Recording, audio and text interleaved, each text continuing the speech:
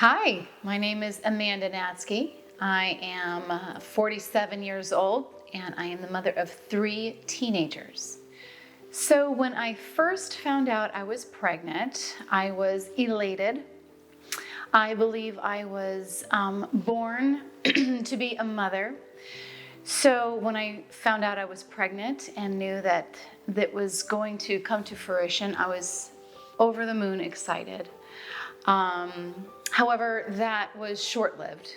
My husband and I experienced 2 miscarriages, unfortunately, before our first child was born, but the Lord blessed us with 3 amazing children, and it's been a wonderful experience the past 18 years. When I first told my husband that we were expecting our first child, I think he was excited. We were very young. So in with that excitement was a lot of fear, I think, with a lot of parents when they feel this for the first time. But he was very excited. But we were just going to figure out how we were going to make this work and make enough money to support our family. The first step that I took to prepare for the arrival of my baby was to get on my knees and pray. I remember vividly when I first took that pregnancy test in our bathroom, my first inclination was to pray, and so I did. So that was the first step in preparing for the baby. However, we were in a 2-bedroom apartment, and so there wasn't a lot of room to grow, but boy, did we make it work. Thankfully, we had a very loving and supporting family that was able to help us with bassinet clothing and such. So we just kind of figured it out like every other parent does. So when I was pregnant with my first child, Carson, I knew immediately that he was a boy. I can't explain it. It's just a thing that a mother goes through. It's a thing that the Lord gives us women, just that kind of connection with our child. So yes, I definitely felt that bond, that connection. I remember when I was working at the time, I would go back and I would have to travel. And I would go back to the hotel room and I would just lay on my back and rub my tummy and I would feel Carson kick. And it was just my time to just be with him and talk with him. And it was amazing. I loved every minute of it. What I would have loved to know beforehand, probably nothing. I think if I would have known how painful the labor and delivery would have been, I would have been extremely anxiety ridden. So not knowing with that first one was probably a little blessing in disguise. But with the subsequent births, I really didn't have time to think about it. I was just so focused on my one child, my two children. So just getting to the next one, and just praying for a safe delivery was basically my goal. So I guess preparing for it, there's really nothing you can do to prepare. I read books, but it did only a sliver of help. Because every pregnancy, every delivery, every child is so different. So you just have to constantly rely on the Lord to just provide you with that step-by-step instruction of what you're doing, and hopefully you're not messing up too bad. So some of the cravings that I had when I was pregnant, I remember with my first child, Carson, I craved chilies from Vons. You can go into the little deli section at Vons, and they have like little, I don't know, like a salad bar type of thing, and you can buy chili and take it home. I craved that. With my second child, I craved Fruit Loops. I could not get enough Fruit Loops for whatever reason. My third child, I really don't remember. So, third child syndrome, I guess.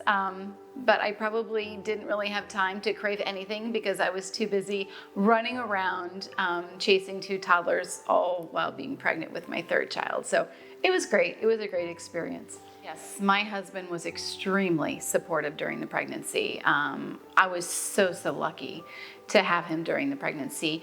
He took care of me. I had to be on bed rest with our first child. So a little over halfway through the pregnancy, I was ordered by my doctor to stay in bed for the duration of the pregnancy, which was pretty hard to take. But he did great. He made sure that I had healthy food. He made sure I was comfortable. And then after the delivery, man, he just jumped right into it and helped with the diapers and helped with everything. And we took turns getting up with the babies in the middle of the night. So yes, my husband was amazing in that aspect of the child rearing.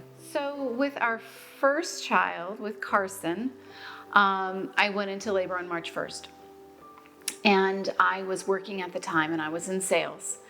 And so I would not be able to collect commission if I went out on maternity leave. And I was waiting on a big sale to come in. So boy, did I power through those first couple of hours of labor, because I did not want to go out on maternity leave and miss out on my commission that I worked so hard for. So March 1st turned into March 2nd. And then everything started getting a little bit more intense. And then finally, the evening of March 2nd, my mom and my husband said, it's time to go to the hospital. So we did. And we checked in roughly about 11:30 at night on March 2nd. And I just labored and labored and labored. And it was the most excruciating thing I've ever been through. My epidural that was supposed to take away the pain didn't do its job properly. So it was just a very excruciating 36 hours of labor. And not to go into too much detail, but Carson did not want to be born. And so at the end of those 36 hours, I had to have a cesarean section. So it was all that labor, and it could have been done a lot sooner, but God had a plan. So it was, yes, very painful, but oh boy, I just remember the first time I saw him, and I was a mommy, and that's all I was created to be, was a mother. And I was finally a mother, and I was just so over the moon excited, and I instantly fell in love with my son. My experience physically while giving birth was painful. However, with my second child, with my daughter, it was extremely beautiful. I remember enjoying the labor and delivery, which you never hear, or you rarely hear that women enjoy the labor and delivery process. But with my daughter, with my second child, it was so amazing. I was able to receive the medicine to kind of take care of the pain. So I was able to kind of breathe through things and pray through things. And it was just amazing. And it was a very textbook delivery. And it was amazing. With my last child, it was kind of along the same lines as my first child. It was extremely painful. But, you know, God willing, we got through it. And every birth had its own uniqueness, its own story. Yes, so my husband definitely was there for all three deliveries, labor and deliveries. In fact, with our first child, he was trying to bribe the doctor to let him deliver our first son. So the doctor obviously said, no, that's not a good idea. You're not trained. But he wanted to deliver the first child. So with that, it didn't happen. But he was in the room during the operation for our first birth, and with the two other deliveries for number 2 and 3. And he was just right there, and he never left my side. So looking back on each of the child birthing experiences, I think what surprised me the most is that I wanted to have more and more children. I didn't feel done at 3. Even though, you know, everything was very painful and I had 3 children under the age of 3 and my life was hectic, it was where I knew God wanted me to be, and I felt very fulfilled.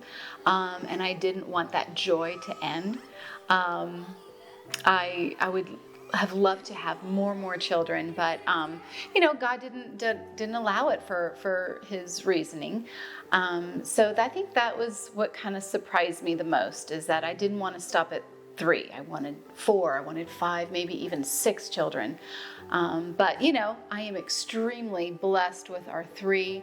They bring me complete joy, bring my husband complete joy, and our life is very, very full. So when I first laid eyes on our first child, Carson, I just felt overwhelmed. I have a very beautiful photo of us looking at each other for the first time, and I was a mother, and that's all I feel like I was born to be, is just a mother, and it was my calling. And so when I finally became a mother, it was just like my life had so much more purpose. I stopped living for myself. It's all about the children. It's all about my family. I'm happy to sacrifice whatever I need to give to our children. So when I first laid eyes on our kids, I just thanked God, because I was finally at that place in my life to where I can live out my calling and my I guess job as a woman that God gave me. So it was just extremely fulfilling. So when my husband and I brought home our new baby, we did not know what we were doing. Like, we just got home, I remember, and I'm like, oh, okay, now what do? Do we just put him in the bassinet and watch TV? We didn't have a clue. So we came home to our tiny little apartment, and it's full of flowers, because we have so many wonderful friends and family that gave us flowers after Carson was born. But basically, we just set you in the bassinet, and we just kind of sat on the couch, and we're like, okay, now what do we do? So we just had a time period of getting used to our new normal, and it worked out wonderfully. Like, we figured it out like everybody does, and it was a great transition. We were just kind of clueless at the beginning, but we kind of still feel clueless sometimes, but I guess that's part of the deal.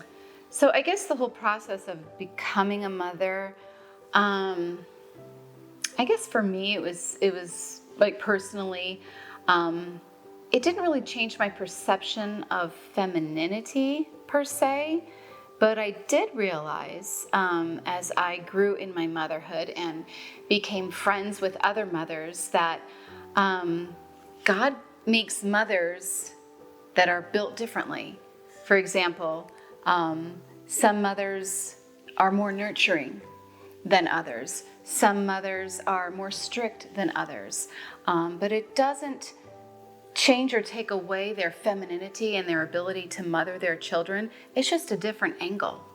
So we're all blessed with mothers, and whoever God gives you is what that child is going to need, in my opinion. So I guess if I were to define a way that it changed femininity for me, it made it more of a nurturing role for me. And it's just kind of progressed throughout the last 18 years that I have been a mother. So I'm fully confident that God created man and woman to fulfill different roles in the family. I feel very comfortable, as does my husband, with the traditional roles that are in the Bible. In our family, my husband is very strong. He is our leader. He is our provider. In our family, me as the mother, I feel very comfortable and secure and natural being the nurturer, the one to give hugs, the one to say, it's going to be okay. So we each have our roles. I guess in our family, it works that way. In some other families, it works completely different, and that's fine too. I think it's just important to identify how you want to raise your children in the environment in your home, and talk with your spouse, with your partner, before you guys have children, so you can identify those roles and come to a decision together about what's going to be the best environment for your children to grow them physically, mentally, spiritually, and just always to provide a sanctuary in their home so that they always feel loved, they always feel important, they always feel welcome, and they always feel like they have the ability to make good decisions.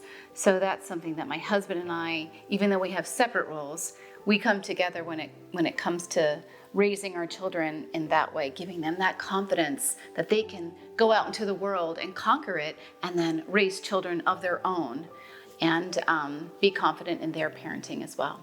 So the role that my faith in God has played for my life as a mother and as a wife, it's the foundation. There's no question about it.